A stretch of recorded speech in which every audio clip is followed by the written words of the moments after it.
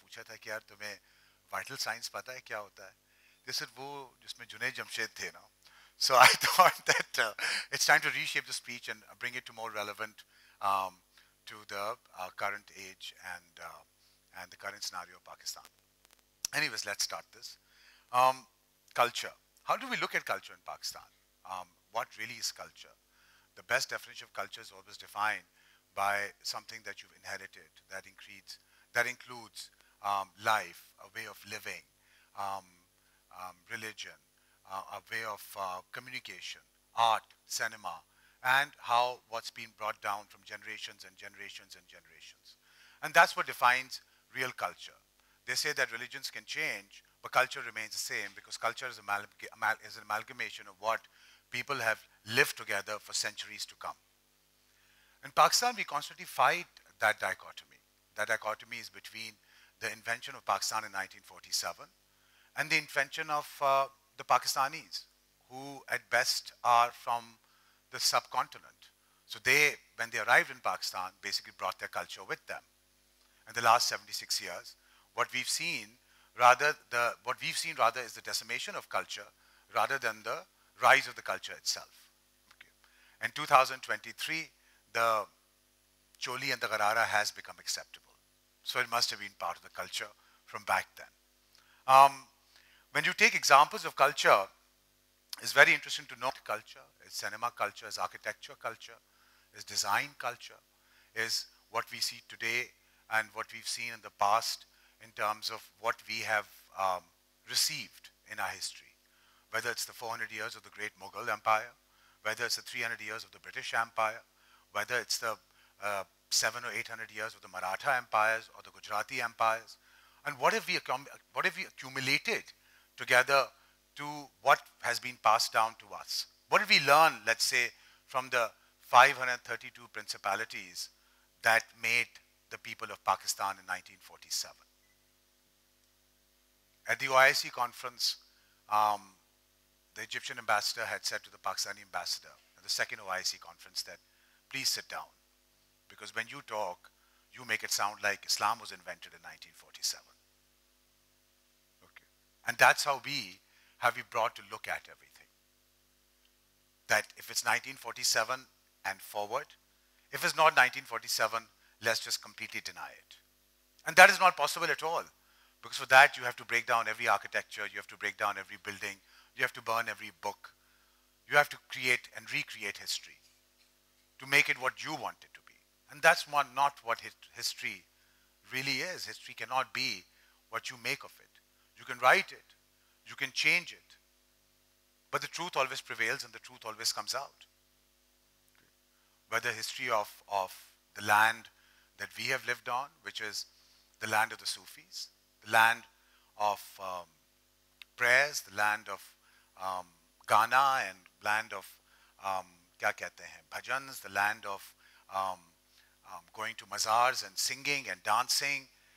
That's been very, very normal as far as the Pakistani culture is concerned. We've always sang and danced. We've just forgotten how to. But in the last 20 years, it's helped us to come back on. So I remember I was 13 years old again, and the case of the exploding mangoes had happened. Okay, and all of a sudden, you heard this news that on PTV that the president of Pakistan had died. I was 13 years old. I had no idea. I remember I started crying that Mrs. Yaulok was dead. It was a kind of a sad moment. For that brief sort of 5 seconds, I never forget that. We were living in Mirpur Khas at that time. That's where I belong, we come from. And Mr. Junejo's government came in. It was also called Pakistan's first democratic government. And my father became a member of the Provincial Assembly. And my grandfather and my grandmother both became the husband and wife as the first couple as members of the National Assembly, same time. And from the small town Mirpur Khas, we were moved to Karachi to better pastures. When you drove down Karachi in those days, you saw if you guys have been to Karachi, you saw Seaview, the apartment complexes on the left, and where the Dolmen Mall is today, there used to be this beautiful casino. Okay. Um, the machines had arrived from Monte Carlo and the casino was about to open up. When we got there, of course, the casino was dilapidated and there was no casino. It was never going to open up. Let's rewind why the casino didn't open up. Okay. Karachi is divided, Sindh is divided into two parts. One is Hyderabad used to be the bigger city and the entire Sindh communicated with Hyderabad. And Karachi was, let's say, the Monaco of or the Paris of the East, as they used to call it. Jewel in the crown of the British Empire, also called the City of Lights. In today's day and age, all three are just signboards that you can see around. The other two don't remain, but the City of Light is kind of put up here and there on Charai Faisal sometimes. The irony of a man or the irony of a country is always defined by the destiny of a man, as to how a man can shape a country, take it forward, progressive, or he can feel really, really insecure and completely destroy it. And such is the beginning of the destruction of the casino. So when we heard that the sailors were going to arrive and ships were going to park, and Seaview was going to be all these service apartments, okay, and the entire strip was going to become like Las Vegas. And that was Pakistan, or that was a progression of Pakistan, I would say. Mr. Bhutto loses election to Mujibur Rahman, goes for the Islamic card, and the casino is over. So is Seaview, so is every other club, bar, or any other nightlife that existed in Karachi, the Monte Carlo of, or the Paris of the British India East.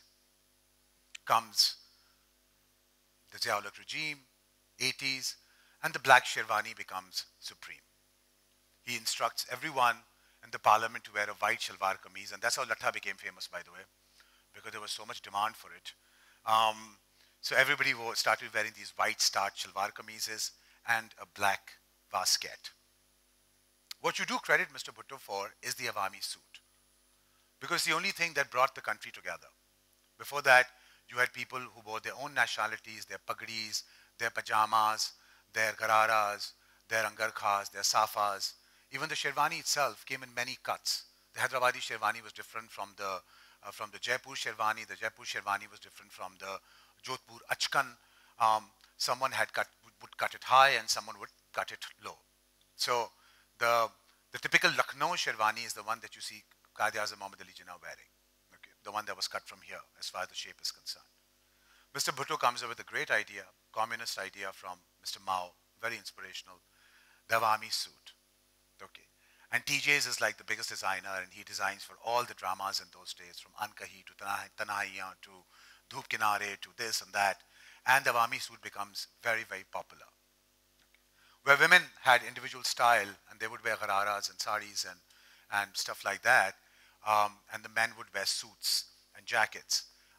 Everybody's pajamas and kurtas, everybody starts wearing the Awami suit slowly by slowly.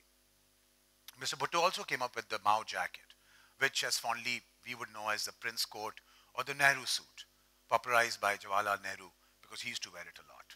If you remember in his earlier pictures, you would see that gold calm here and there was a navy blue jacket that he used to wear. It never got popular, never became popular. But the Awami suit stuck.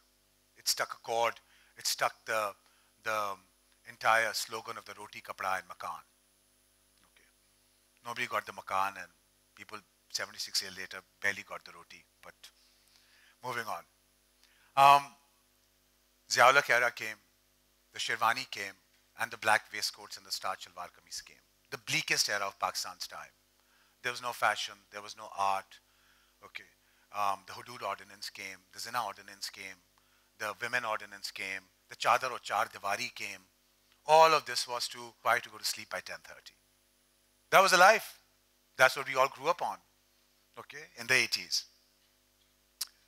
Junaid's time was very, very interesting. All of a sudden, Pakistan had just wanting to move forward and desperate to move forward. I started design. I arrived back from New York when I was 90 in 1993, and I opened my label in 1994. And there was nothing. There were no stores, there were no multi-designer stores, there was no concept of retail, there was no concept of fashion. I mean, I couldn't find a decent shirt to buy. There was no concept of color. There was nothing. Everybody just wore these bade panche wali shalware and these lambe kurte, and everybody just critiqued each other constantly. Okay, there were no private schools or private colleges. Okay, क्या कहते हैं उसको, girlfriend तो बहुत बड़ी बात थी, अगर लड़की को हाथ मिलाना भी मिल जाए तो क्या बात थी उस जमाने में. You know, it was that kind of an era to live in. I mean, you guys are really lucky, by the way. You're doing all right. So that was 1994, and I wanted to make a huge difference. I moved forward. So 1994, I launched my first collection. It was edgy. It was, I was inspired by art, and I had done this entire collection on Michelangelo's paintings, from the Rising of the Venus to Botticelli and to Kandinsky. And I used to do really short, skimpy, sexy, gorgeous, beautiful dresses for women. Okay, and that was my sensibility. I didn't have, in the sense, I didn't have a harara, sharara design, calm kind of design sensibility at all. I was just this party boy from New York who wanted to make party clothes. And that was the end of it. And they were fantastic because they really pushed the boundary. People had never seen clothes like that. People had never seen communication like that. People had never seen advertising like that. People had never seen, that kind of fashion in Pakistan. Fashion was very hidden. Fashion was restricted to magazines like Mag, Akhbar-e-Jahan, Women's Zone, and She. And that was it. And it was conservative fashion. It wasn't progressive fashion at all. And suddenly this trailblazing boy had come along and sort of broken everyone's sort of hopes and dreams and desires. And there was a very racy magazine that came out in those days called Extra, which later on was termed as Sextra by a lot of people. And it was from the editor was Fifi Haroon, who had shaped, she was also the editor for the Herald, which was a very powerful publication out of the Dawn group of newspapers. And if you made it to the Herald Annual in those days, you were a star, like you were a star overnight. Because Herald was like the most prestigious publication, and Herald is where all the right people got into. Like the in and out, they used to do the in and out if you were in, and let's say Meera was in or Resham was out, or all of that used to happen in the Herald in those days. And that was it. This magazine came out, and Herald wrote a few things. The shoots were printed, and all of a sudden, fashion had become this new phenomenon in Pakistan. Priya Altaf came in and introduced the Lux Style Ki Dunya, which was a novel concept. And from Lux Style Ki Dunya came Lux Style Awards. From Lux Style Awards, before the Lux Style Awards, the Karachi designers had already fought with TDAP, and we wanted to make a new fashion school in Pakistan. And there was a birth of PIFT, the Pakistan Institute of Fashion Design in Lahore, okay, which I can proudly say that as a founder member at the age of 24 and as a board of Senate at the age of 50. Not so bad.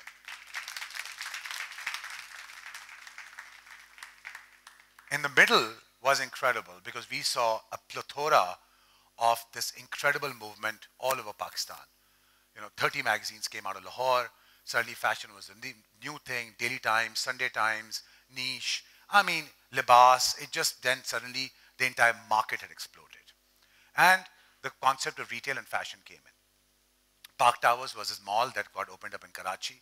And I'll always give that example because the mall was in front of the Kothari Parade.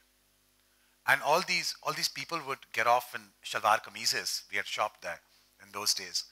And they were not allowed in because sometimes there was a family day, or sometimes there was a women's day or something or the other, mall rules of course. And next time those same people will arrive wearing jeans and t-shirts and jeans and shirts, and all of a sudden you saw this 6 years back. Is Pakistan still confused as far as culture is concerned? Has Pakistan managed to find an identity as far as culture is concerned? Okay. And that is a question that we must ask ourselves. Or has Pakistan finally accepted the culture that it originally belonged to, the culture of the subcontinent? A simple example of that would be the Red Bride. Nowhere in the world, except in India and Pakistan, does the bride wear the red color. Everywhere else in the world, the Muslim bride does not wear the red color.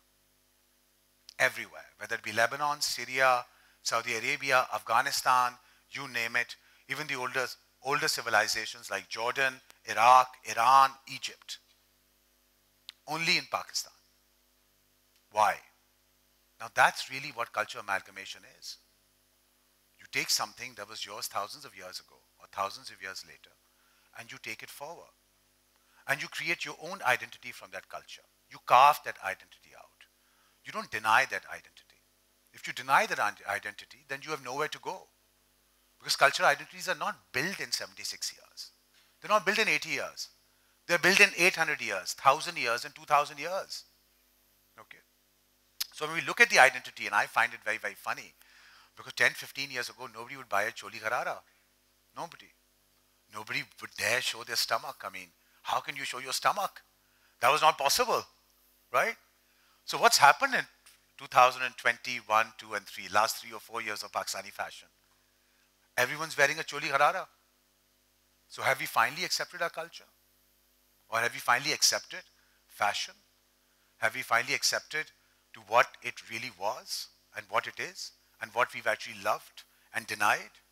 You know, the music and songs that we've danced on at shadis, the music and song that we've loved, or the actresses and stars that we've always sort of looked up to but don't want to publicly say it.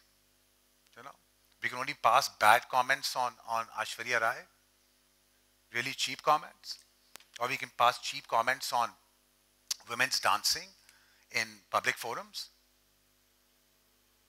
We have to ask that question. You have to ask that question. It's very, very important for the future generations of Pakistanis.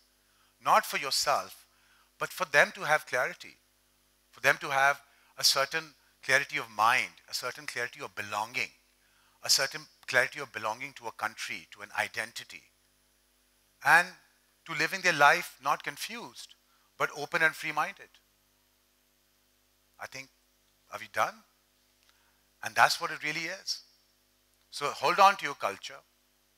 Enjoy the architecture of the great Mughals. Okay.